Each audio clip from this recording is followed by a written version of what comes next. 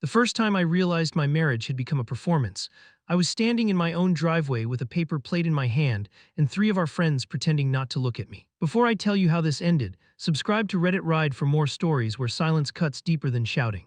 It was a Saturday in Myrtle Beach, one of those bright coastal afternoons where the air felt sticky even in the shade and every surface threw back sunlight. We had people over for a casual cookout. Nothing fancy. Burgers, folding chairs, sweating glasses of sweet tea, somebody's playlist drifting through a speaker on the patio. Cassandra had arranged the whole thing with the kind of polished, effortless cheer she used when she wanted the neighborhood to see a marriage that still photographed well. From the street, we looked steady.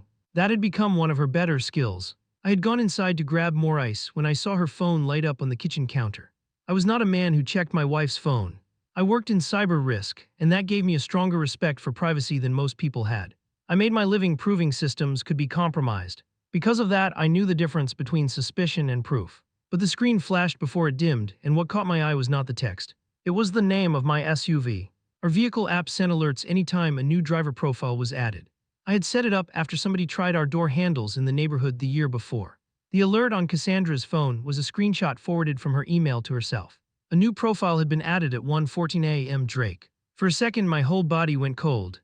I could hear the hum of the refrigerator, the hiss of burgers on the grill outside, laughter through the sliding door. I stood there with a bag of ice against my forearm and stared at the screen.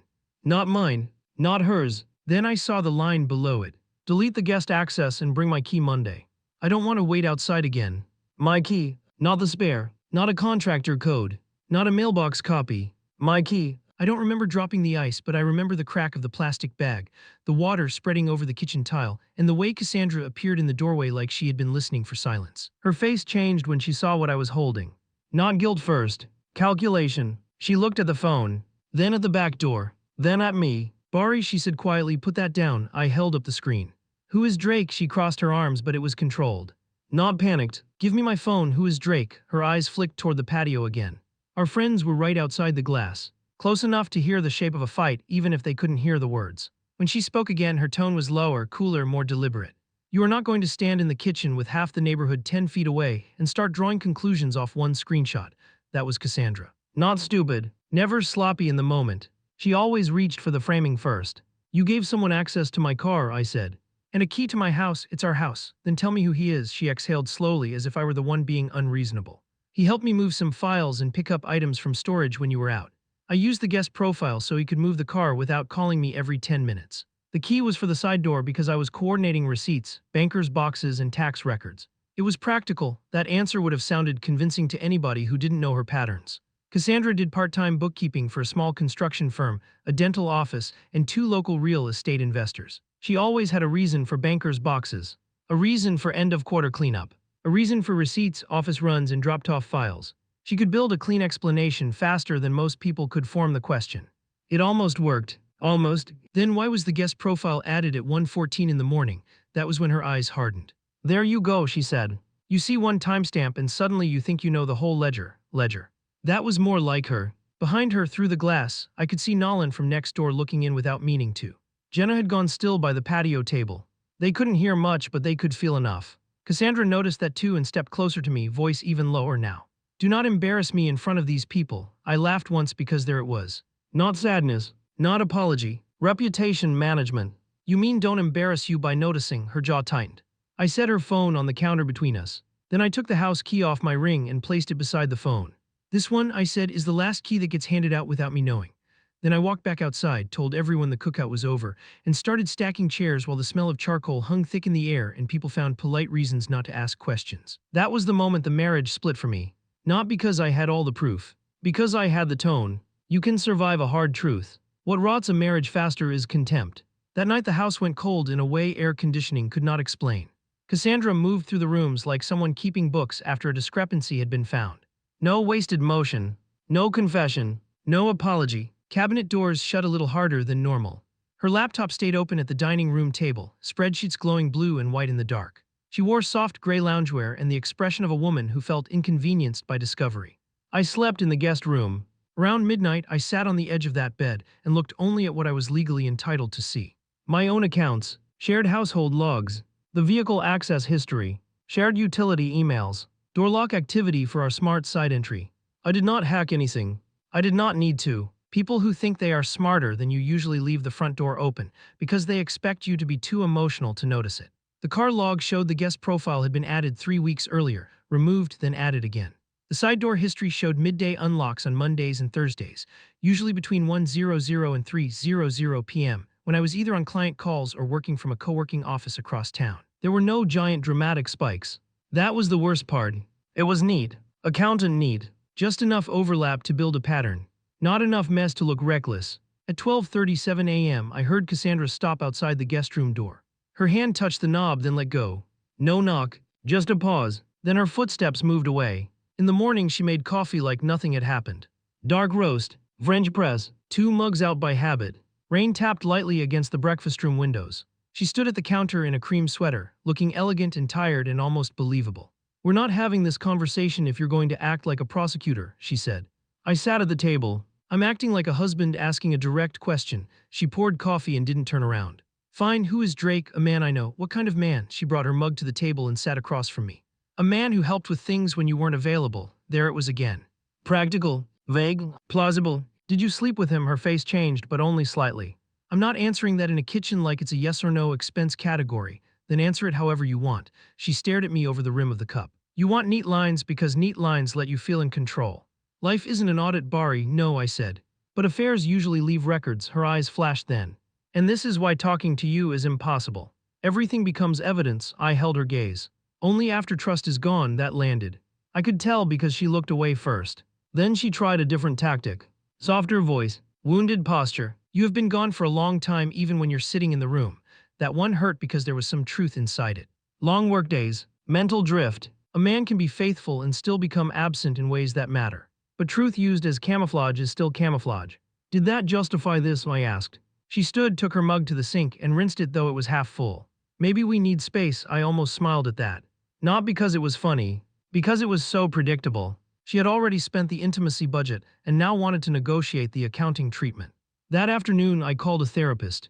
Not because I was collapsing, because I knew exactly how dangerous humiliation could be in a man who believed he had finally earned the right to be furious. Dr. Howell's office sat above a chiropractor and an insurance agency in a beige building near a grocery store. The waiting room smelled like lemon cleaner and old magazines. I sat beneath a vent that clicked every few minutes and told a stranger in a blue chair that my wife had probably replaced honesty with logistics. She listened without interrupting.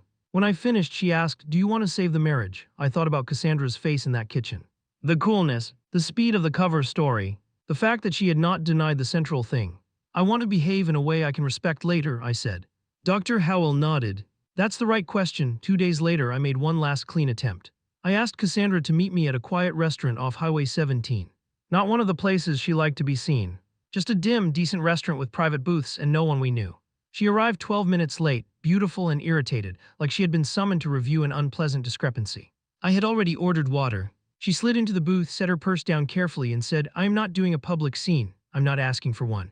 I slid an envelope across the table. Inside was a separation proposal my attorney had helped draft. Temporary boundaries, shared expenses defined, no emptied accounts, no surprise debt, no messy retaliation. Adult terms. She didn't open it immediately. She rested her fingers on the flap and gave me a long look. "You got legal advice?" "Yes." "For what exactly?" "To formalize your suspicions, to keep this from getting uglier." That made her finally open the envelope. Her eyes scanned the page once, then again more slowly. "You're serious?" "Yes." She folded the paper once and set it on the table. "This is extreme." "What's extreme is having another man in my car at my house, and then telling me I'm overreacting because your paperwork is tidy." Her eyes narrowed. "You think tidy means guilty?" "No. I think tidy means you planned." She laughed softly then, and it was the coldest sound I had heard from her in years. "Bari, I keep books for people who would lose half their lives without me. I clean up messes. That's what I do." Apparently, she leaned forward. "You want to know the real problem? You don't understand people unless they leave a trail you can sort and label. You want a confession because it would make this easy. Life is rarely that cooperative." There was a server polishing glasses at the far bar. Country music low over the speakers. Ice settling in my water. I remember all of it because humiliation makes a room look sharper. "I'm asking you," I said evenly, "to separate with dignity." She pushed the envelope back toward me. "No, if you want to end this, you carry it. I'm not moving into some rental while you pretend you're the ethical one." "That's your answer?" "My answer," she said, standing, "is that I'm not going to let you reduce 8 years of marriage to a packet of terms because you found an inconsistency you can't emotionally absorb." Then she walked out. That was the last good faith conversation we ever had. 2 mornings later, I packed a duffel bag, my laptop, a notebook, a few shirts, and the old brass key I had taken off my ring. I don't know why I brought the key. Maybe because part of me still believed a door could reopen if I approached it the right way. I drove west into the mountains. The lodge in North Carolina sat off a winding road lined with bare trees and pine. It wasn't luxurious, just wood siding, a stone chimney, 2 rocking chairs on a porch, and a long layered view of blue ridges fading into mist. Cold air hit differently up there. Cleaner, less complicated. The first night I sat on the porch with a blanket around my shoulders and listened to wind move through the trees like distant surf. No neighborhood noise. No Cassandra on speakerphone in the next room using that bright, efficient voice she reserved for people she wanted something from. I didn't feel healed, but I felt less crowded. That mattered. Dr. Howell had told me not to disappear to create leverage. Do not leave in order to be missed, she had said. Leave in order to hear yourself think, so I did. I walked trails in the mornings. I drank coffee on the porch and watched fog lift out of the valley. I wrote things in a notebook. Facts, not speeches. What I knew, what I could prove, what I no longer needed proved because the answer was already in the pattern. On the 3rd day, I posted one photo. Just the railing, a ceramic mug, and the mountain line under a pale sunrise. The caption said, "Quiet is expensive. Worth it." Cassandra texted within 10 minutes. "So you're taking a retreat while our life is falling apart. Then this is exactly what you do. Withdraw and make it look thoughtful. Then 20 minutes later, please call me." I waited an hour. When I answered, her voice broke almost immediately, and for one irrational second I thought maybe remorse had finally reached her. But the longer she spoke, the clearer it became that what she was feeling was not regret. It was loss of control. "Are you telling people?" she asked. "No, then why did Jenna text me saying she's praying for us? Maybe because she saw enough to know something's wrong." Silence. Then softer now, wet around the edges. "Bari, I never wanted this to get out of hand, out of hand. Like the problem was scale, not betrayal." "What did you want?" I asked. Another silence. Finally she said, "I wanted to feel like I mattered." The mountain wind moved through the porch screen. "You did matter," I said. "That was never the issue, you don't understand." "No," I said quietly. "I understand enough." She asked when I was coming home. I said in a few days. She asked if we could start over. I asked if Drake was gone. She said that is not the point, that was answer enough. When I got back to Myrtle Beach, the air felt thicker than I remembered. Salt heat cut grass, the whole coast pressing downward. My key still worked in the front door. Inside, the house smelled like sandalwood candle wax and fresh cleaning spray. The framed wedding photo from the hallway console was gone. Not broken, not turned around. Gone. In its place sat a ceramic bowl with decorative moss balls, like we were staging the place for resale. I stood there with my duffel bag in my hand and knew I was no longer returning home. I was visiting the site of a controlled demolition. Cassandra came down the hall wearing black leggings and a loose sweater, face tired but posture perfect. "Bari, I'm here to get organized." Her mouth tightened almost invisibly. "That's what this is to you now." I looked at the missing photo frame. "Looks like you've been organizing too." For the next week I did exactly what I said I would do. Therapy, lawyer, documentation. I opened a separate account for my paycheck. I copied records I had access to legally. Mortgage statements, insurance, shared bills, vehicle logs, tax returns, credit card statements. I noticed things I had missed before because I had never been looking with this lens. Small restaurant charges timed close to bookkeeping, client meetings, gas purchases nowhere near the clients she named. Cash withdrawals kept just low enough to disappear into household noise. A hotel charge once coded through a travel site she could pass off as a vendor lodging reimbursement until you noticed the date landed on a Saturday. Not reckless, just layered. That was Cassandra's actual intelligence. Not cyber jargon, not trying to sound technical. She understood categories, timing, statement cycles, and what most spouses never looked at because they trusted the monthly total more than the line items. My attorney, Linda Mercer, sat in a quiet office overlooking a parking lot lined with palmettos bent inland by old wind. She wore gray suits, small earrings, and the expression of a woman too disciplined to be impressed by drama. "What outcome do you want?" she asked. "Fair division, clean separation, minimal chaos," and emotionally, I thought for a moment. "I want to stop being available for contempt." That got a brief nod. "Good. That's specific." Cassandra sensed the shift almost immediately. She started showing up in doorways when I was working, testing which version of herself still moved me.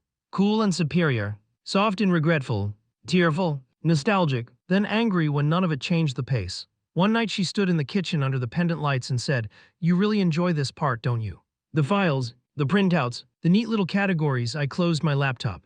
"No, I enjoy being done with confusion." She folded her arms. "You always need a system because you don't know what to do with human mess." "Human mess is one thing," I said. "Secret keys are another." Her face went flat.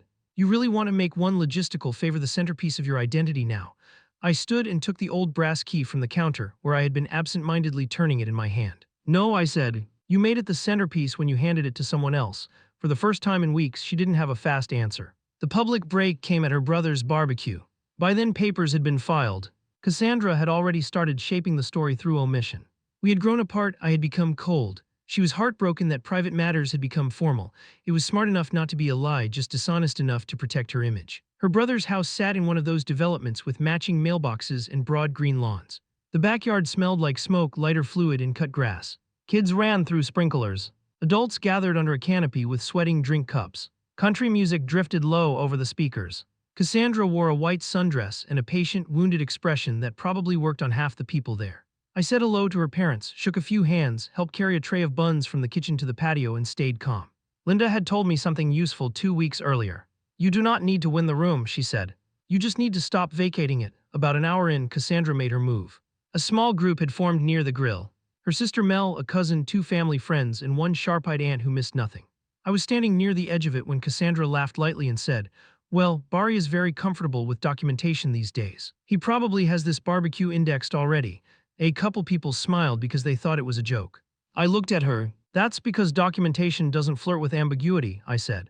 The group went still. Her smile narrowed. Meaning what? I set my cup down on the patio rail. Meaning records are honest. They don't ask for trust while moving money around and handing out keys. Mel turned so fast she nearly spilled her drink. What keys? Cassandra's face changed.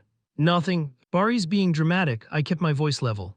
I'm really not. Her aunt looked at Cassandra over the top of her glasses. Her brother stared at the grill like maybe fire could save him from eye contact. Then Mel stepped forward, not dramatically, just enough to make it clear which direction truth was leaning.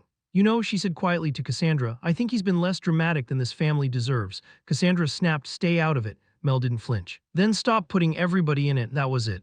No shouting, no thrown drink, no cinematic explosion. Just the precise moment a performance stops working because too many people feel the structure underneath it. I left 15 minutes later. No speech, no victory lap, just a polite goodbye and the smell of smoke in my clothes all the way home. 2 days later, Mel called. She said she didn't want to be in the middle. She also said one thing that mattered. She's not sorry for what she did, Mel said. She's sorry she can't control how it gets booked now. It was such a Cassandra sentence that I nearly laughed. The formal ending took place in a courtroom smaller than television prepares you for. Beige walls, fluorescent lights, durable wood, air that smelled faintly of paper, old coffee, and air conditioning. By then, enough time had passed for shock to become record. The issues were mostly financial. House equity, accounts, shared obligations, timing, credibility. Courts do not care about betrayal the way wounded spouses hope they will. They care about facts, patterns, and what can be cleanly established. Cassandra came in wearing navy. Understated, expensive looking, composed. Drake was gone by then. I learned that through ordinary channels. Nothing dramatic. Men like that rarely stay for paperwork. When testimony started, Cassandra tried the same strategy she had used from the beginning. Thoughtful, wounded, faintly superior. But direct questions are hard on people who rely on interpretation. Linda didn't attack. She didn't need to. She asked about the guest driver profile. About why it had been added, removed, then re-added. She asked about temporary access to the house. About household spending patterns during the separation window. About why certain charges had been described as client-related when the dates and locations did not support that explanation cleanly. At one point, Cassandra said with visible frustration, I did not think every practical decision would be treated like evidence of intent. Linda replied, calm as ever, only the practical decisions that required concealment. That silence afterward seemed to stretch for a full minute. The judge was not interested in our emotional autopsy. That helped, oddly enough. No one was crowned innocent. No one got a speech about morality. There were simply choices, records, and consequences shaped into orders. Cassandra cracked only once. It happened when discussion turned to the house. She wanted to remain in it for a while under terms that made no real financial sense and would have kept me subsidizing a life I no longer lived in. When the judge questioned the practicality, Cassandra turned toward me with tears in her eyes and said, You really would rather dismantle everything than let me stay. That old instinct rose in me then. Explain, soften, rescue, make room for her feelings even as mine were treated like a rounding error. I didn't do it. I sat there with my hands folded and answered only when I was asked. Finished, not triumphant. That's a distinction people do not talk about enough. Triumph still ties you to the fight. Finished means the fight no longer owns any room in you. The ruling was fair. The house would be sold. Accounts divided. Obligations defined. No miracle. No ruin. Just the ordinary reward of preparation and the quiet dignity of not losing my mind in public. Outside the courthouse, the sky was bright and washed out with heat. Traffic hissed on the road. Somebody nearby was smoking, and the smell drifted through the air. Cassandra stood on the steps with her lawyer, face set in a flat line, and for a moment I saw her clearly. Not as a monster, not even as a villain, just as a woman who had mistaken control for intelligence and image for structure for so long that she no longer knew the difference. She looked at me once. "Are you happy now?" she asked. It didn't sound cruel, just automatic, like she no longer knew what else to call an ending she hadn't managed. I reached into my pocket and felt the old brass key there, warm from my hand. The key that no longer opened anything I wanted. "No," I said. "I'm free." Then I walked away. The new life did not arrive with music. It arrived in a rented townhouse in a quieter part of town, with cheap blinds, plain walls, and a small back patio that faced a line of pines instead of another row of houses. My furniture looked too small at first. The refrigerator clicked loudly at night. The place smelled like cardboard, fresh paint, and my own laundry detergent because no one else was choosing anything for me anymore. I built routines. Coffee before sunrise, work at a small desk by the window, therapy every other Thursday, long walks in the evening when the air turned soft and salty, and the sky went from gold to purple over the coast. Slowly, I stopped expecting Cassandra's mood in every room. That took longer than the divorce. One evening, months later, I found the brass key in a junk drawer beside batteries, a screwdriver, and spare change. I stood in the kitchen under a single warm light and turned it over in my fingers. All that weight I had once given it. Home, access, trust, marriage. Then I smiled a little, not because any of it was funny, but because symbols only have power as long as you keep kneeling to them. I set the key in a ceramic bowl by the front door of the new place. Not as a relic, as a reminder. Locks matter, boundaries matter. Not every threshold deserves your trust. That night it rained. I opened the back door and stood beneath the little covered patio listening to water move through the trees. The air smelled green and mineral and clean. Somewhere in the distance, a dog barked once and then gave up. My phone buzzed inside with some forgettable work email and I ignored it. For the first time in a long time, silence did not feel like punishment. It felt like ownership. I thought about the kitchen where it started. The burst bag of ice. The wet tile. Cassandra's cool voice trying to control the framing before she bothered telling the truth. I thought about the mountains. The barbecue smoke. The courtroom. The old key in my hand. Every one of those moments had felt like an ending when I was living it. They were really instructions. Stand up. Pay attention. Do not let neat lies make you doubt ugly truth. Do not confuse competence with character. Leave when staying teaches the wrong lesson. And when it is over, let it be over. The rain kept falling. I leaned against the doorframe and watched the dark pines shine beneath the porch light. I was alone, but alone is not the same as abandoned. Sometimes it is the first honest room you have stood in for years. Before I tell you how this ended, subscribe to Reddit Ride for more stories where silence cuts deeper than shouting. And tell me in the comments, have you ever stayed too long in a place where respect had already left?